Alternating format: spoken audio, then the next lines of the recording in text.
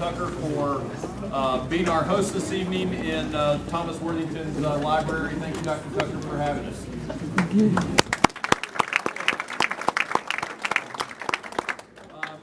We tonight are engaged in a planning process. We're calling it Visioning UMCH, to which will ultimately result in recommendations for changes to our comprehensive plan related to one of the strategic redevelopment sites in that plan, the UMCH property, which is owned by the United Methodist Children's Home and the board of directors. We have a number of their members of their board here this evening, including their executive director, Sean Riley. If you guys want to stand or raise your hand, and we thank you for being here this evening. They are the owners of this important property in our community. I have my notes here, and I'm going to attempt to introduce everybody. We also have a number of our city council members here this evening. Our council president pro tem, Bonnie Michael, is here. Welcome, Bonnie.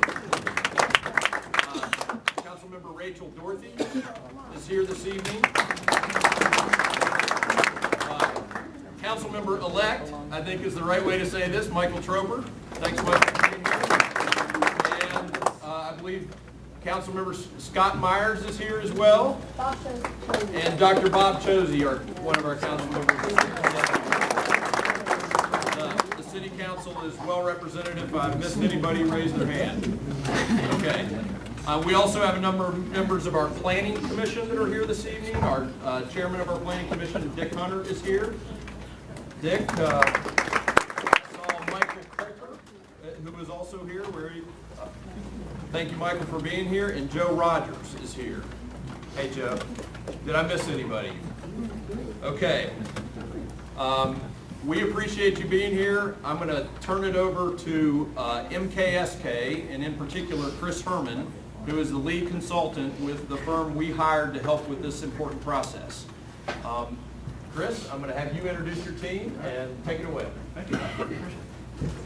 We have a group here that will be interacting with all of you after the presentation. Rick Espy's in the back. He's a partner in MKSK. We have Luis Calvo and Aaron Frazier. They're planners helping with the planning studio. Anybody else here? I don't know what we got. Darren Meyer, another person who's going to actually help me present. That's not bad. Yeah, he's going to be helping present. So thank you for coming. Chris, before I go, we also have some staff. If you can introduce. Oh, yeah, I should. In particular on this project, Linda Vitar, our planning coordinator, and Lee Brown, our director of planning and building, who are help supporting this effort, and a number of other city staff who are here. Jeff, Robin, and Bill.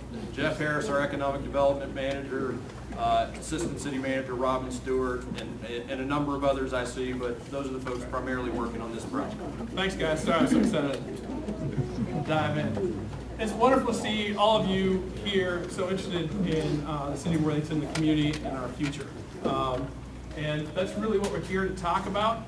What we're going to do tonight, I'm going to give a presentation. I'm known for giving long presentations. I'll try to keep it short and get through this, but it's probably going to be about 45 minutes. And then when we're done, we can have some question and answer, but the big part of this is then I want to have us go out to the different tables, and we're going to have some conceptual scenarios for the site that we want to get your input on, your feedback on, and get a chance for you to share kind of your ideas. What I want to do with this presentation first is introduce why we're doing this, talk about the schedule of what we're doing in this process, and then tell you about development considerations that we think about as land planners when we look at a site like UMCH.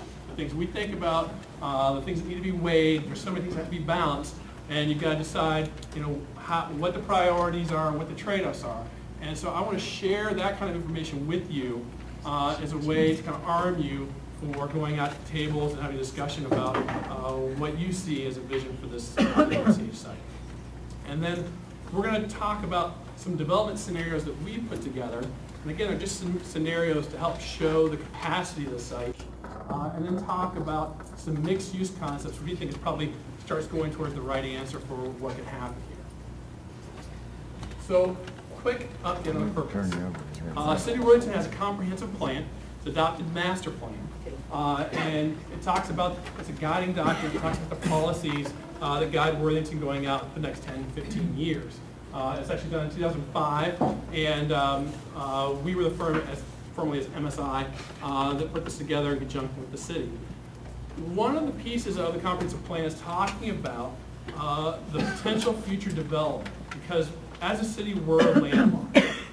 We're not going to grow like some of our neighbors by annexing out and adding new development. If we're going to have new development or growth in the city, and we can debate whether that's what we want to do or not, but the way it's going to happen is going to be redevelopment within our city boundaries. And there were several sites, a handful of sites, that we thought at some point, should the private property owners decide they want to sell, they would be impactful and have a potential as catalytic projects in the city of Worthington. One of those sites is the United Methodist Children's Home site, which we identified. And we had a section in there that talked, and it was just a couple pages, talked about what we thought were possibilities that could happen on that site, talked about the things that we thought would be important for the community in consideration should the site redevelop. Now that UMCH has gotten to a point where they are considering the potential of selling this ground, we thought it was an important opportunity to come and revisit this section. And so what we're doing is we're working with all of you and stakeholders in the city to get all your feedback and try to rewrite this, we're going to rewrite this section to update this piece of the comprehensive plan. But I want to take this point, an opportunity to say, I'm excited for all of you to be here because the lessons and the education that we're all going through as part of looking at the UMCH site also will apply to any development that happens in the city of Worthington. So I want you to kind of think about the things we talk about, and they apply to any kind of redevelopment that happens in the city, or even adjacent to the city. And so these are things that I want you to think about and take with you as we go through this. The reasons that we want to do this are really are up here. It's, this is an important site to the community. We want to envision a range of scenarios. I think it's really important to tell you we're not trying to come up with the idea. We don't own the land, and the comprehensive plan doesn't lay out a single thing and say this is the right answer. What we're trying to do is, as a community, come to consensus and say this is a range of the direction and policies and guiding principles that we think apply to the site, so that if a developer should come forward and wants to rezone it and develop on the site, we've kind of all had this discussion and education and thought about what it is, and we can help proactively get this development done in a way that's beneficial for all of us. So again, why we're doing this proactive, we're landlocked. Development of a site like this is a once-in-a-generation opportunity, so it's important. I'm glad to see all you here because it's an important thing to consider. And I want to build consensus. I don't know that we're all going to agree about everything, but this is a chance. I think there's a lot we can all agree on and move forward with that. Another key thing to understand is that any development that happens, if they follow the existing zoning, and I'll get to that here in a minute, they could develop or expand on the site today. If they want to do something different than what the zoning is today, then that requires a rezoning process.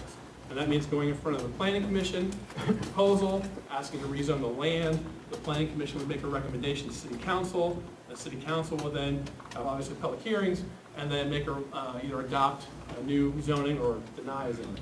And so, again, part of this is to help have that conversation. So should that happen, we've already had that conversation. We don't spend years debating it. We're doing that now so we get to a point where we feel like we agree on a direction. So project and schedule, we have 4 tasks we've outlined. Our first task is always kind of, we learn about the site and understand the existing conditions and the parameters. And then what we were working on is, we've been working on the last couple months, is thinking about the site and how things could fit and what can be done there. And that's what we're really sharing with you tonight. We're finishing that tonight and in December as we get comments and reaction back. And then we're going to work on a group of preferred scenarios to highlight things that we think are the right direction.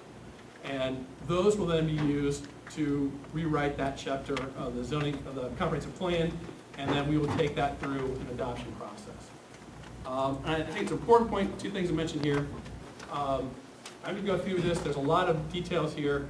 And I know it's probably a small screen for this big audience. All of this material is going to be posted on the website. There's a project website, so feel free to go back and peruse this at your leisure. And the other thing to say is we're hoping to have interactive dialogue on the website as well as at meetings like this, so that you can suggest your ideas, and we are looking at them and reviewing them and taking them into consideration as we work on them. Again, here's the calendar. So our plan is to have a draft of this update done in sometime near the end of February, and then be taking it through adoption process in March. Again, here's the website. We've had already a number of conversations as part of the introduction of this process. We've talked to existing stakeholders. Obviously, one of the most important one is the property owner, the United Methodist Children's Home, and talked about what they're interested in, what their thoughts are, get an understanding of what's going on at the site. We've talked to Ward, who's been very active in thinking about how this impacts the neighborhood and the surrounding area. We've talked to local business and community organizations, talked to the Old Worthington Association, and then we've done some things on the site. We did a walking tour. We've done a charrette to help us think about the site development, and then, like I said, we've already been receiving comments from all of you on the web and through letters and through email. Just to highlight the walking tour, we had about 60 people. It was really great. We got to walk around the site. You really get to appreciate the size of the site, the natural features on the site, and actually the potential of the site and how big it is. We heard a lot of things that have helped guide us as we move forward, and that is how the site interacts with the adjacent neighborhood, how it interacts with High Street, the point of protecting Tucker Creek and natural features that are there, and just thinking about how to integrate it. And so there's lots of opportunity, we'll get into more detail. We also had a charrette, where we had a group of people come and we drew a lot of different ideas down on paper. It was kind of our first attempt at thinking about what could fit on the site and how it would work. And we put those ideas together. Some common themes that came out of that were, and I think these are, we think they're on target. The site probably wants to be a mix of uses, not any one use. That the higher density, more intensive things, like any kind of commercial use, should be towards the front along High Street. That we should be thinking about housing types that don't necessarily exist in the Worthington market. We'll talk about that here more in a minute. Obviously, preserve Tucker Run became a big issue, an important thing. I think that makes a lot of sense. There's an interest in having some green space as part of this, and there's an opportunity as part of development to use that green space as an organizing element, and we'll see some more of that as well. And then obviously, we understand we got to be sensitive to the existing neighborhood that surrounds it, and so we're going to efforts to figure out how to make that happen. And another thing we've heard loud and clear, particularly from the neighborhood, is concerns about creating road connections that would lead to cut-through traffic. We think road connections are important, particularly to unlock and be able to develop this site in a way that I think helps the community, but we got to think about carefully how we make those road connections. So I want to leave these with you to think about, particularly when we go to the tables. And these are kind of what we've come up as consolidated goals from the different groups we've talked to, different objectives, and put them into one place. And these really are, we're trying to come up with scenarios that recognize the important opportunity that's represented by the site. We need to preserve and integrate the natural features that we find on it. We should be thinking about a mix of desirable uses, including green space that needs to be compatible with the community and the surrounding neighborhood. We need to recognize, this is important, the financial goals of UMCH. If they are going to sell this development, they're doing this to help further their mission. The mission is driving them. They actually own most of the land in this entire area, including the Worthington Estates, and they've sold it across time. So they have a history of trying to use what's going on in the community for their mission, which is, I think we all agree, a great mission. They want, if they're going to sell this, to get enough resources to be able to continue that mission. So that's something that's important to know. Also important to the city, we're going to get into this a little bit more, is we need to be concerned, all of us as residents, with the city of Worthington's tax base. Because the tax base is what supports all the services that we depend on and that we enjoy. And so if we want the city to continue to be able to provide these kinds of services that we expect and attract new people to our community, we need to always be cognizant of and help support the tax base of the city of Worthington, because that's what supports all of us. Need to think about housing needs again that address I think some segments, we can talk about that more, of the city. And a big piece, particularly from a design point of view, is with a site like this is Worthington's opportunity to help a developer come up with a plan that is walkable, that is integrated and is thought through as one site, rather than a piecemeal development that doesn't relate. There's a chance to relate with whatever happens there and relate with the greater community. And we'll talk some more about that as well. So now I want to go through some of the considerations that we think about when we look at any kind of site in the area.